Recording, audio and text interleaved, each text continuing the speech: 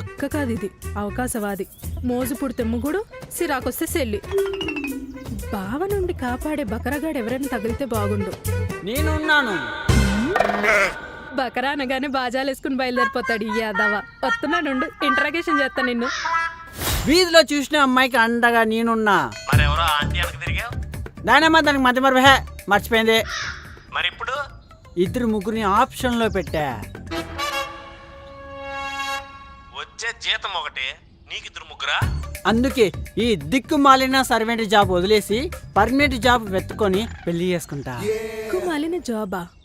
ఇప్పుడు మన జాబ్ మనం చేద్దాం.